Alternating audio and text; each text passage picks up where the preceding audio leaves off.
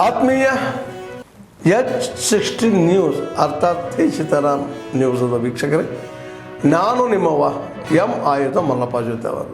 ತಾವು ಈಗ ಸುದ್ದಿಗಳ ಲೋಕಕ್ಕೆ ಎಂಟ್ರಿ ಹೊಡಿತಾ ಇದ್ದೀರಿ.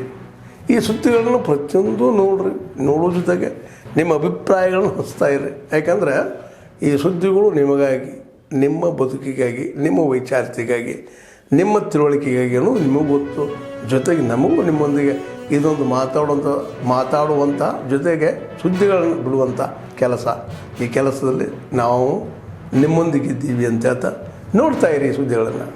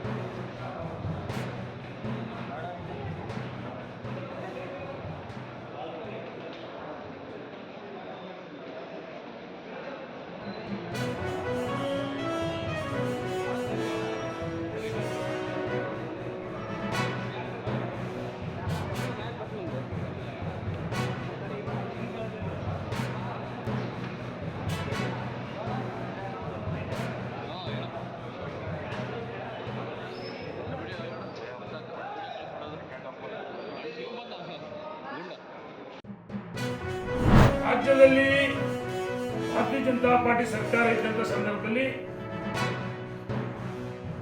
ಇಂದಿನ ಮುಖ್ಯಮಂತ್ರಿಗಳು ಉಪಮುಖ್ಯಮಂತ್ರಿಗಳು ಕಾಂಗ್ರೆಸ್ಸಿನ ಮುಖಂಡರು ಭಾರತೀಯ ಜನತಾ ಪಾರ್ಟಿ ಸರ್ಕಾರದ ಮೇಲೆ, ಮುಖ್ಯಮಂತ್ರಿಗಳ ಮೇಲೆ, ಸಚಿವರುಗಳ ಮೇಲೆ 40% ಕಮಿಷನ್ ಸರ್ಕಾರ ಅಂತ ಆರೋಪ ಮಾಡಿದರು.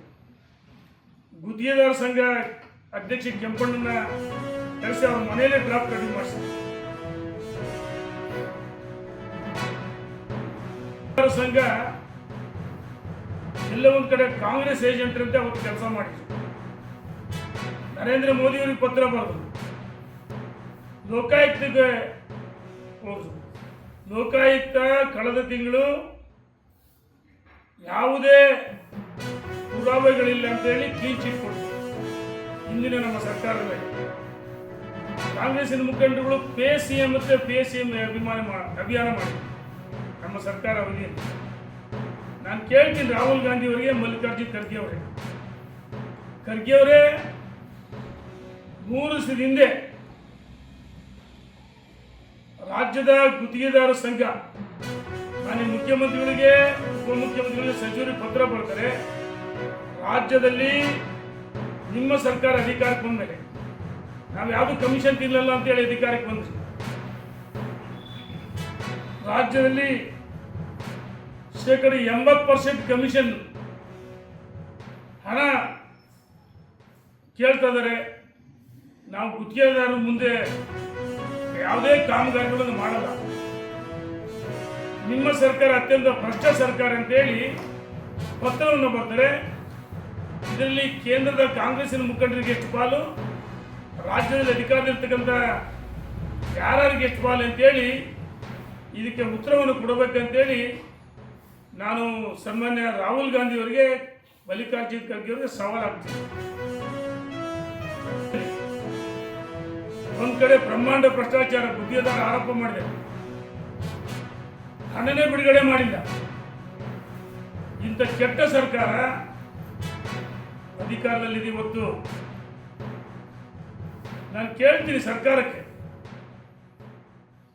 ಯಾವ ಇಲಾಖೆ ಎಷ್ಟು ಹಣ ಬಿಡುಗಡೆ ಮಾಡಿದೀವಿ? ರಸ್ತೆಗಳಿಗೆ ಹಣ ಬಿಡುಗಡೆ ಮಾಡಿಲ್ಲ.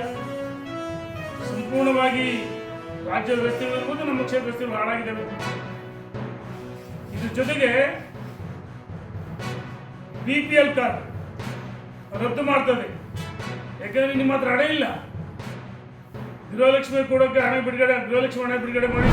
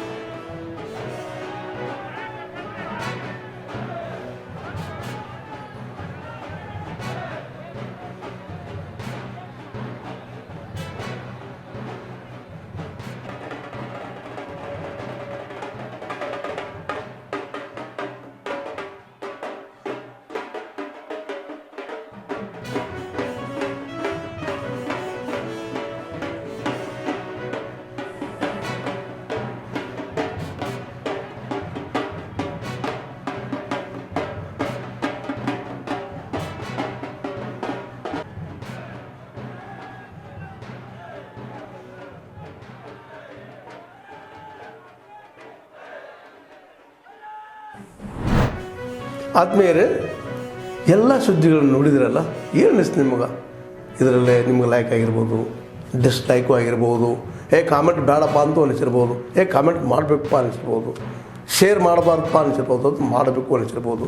ಏನಾದರೂ ಆಗಲಿ ಶೇರ್ ಮಾಡ್ತಾಯಿರಿ, ಈ ನ್ಯೂಸ್ಗಳನ್ನ ಹಂಚ್ತಾಯಿರಿ, ಜೊತೆಗೆ ಇದಕ್ಕೆ ಸಬ್ಸ್ಕ್ರೈಬ್ ಆಗ್ತಾಯಿರಿ ಅಂತ ಹೇಳ್ತಾ H60 ನ್ಯೂಸ್ ಅರ್ಥಾತ್ ಹೇ ಸೀತಾರಾಮ್ ಇದು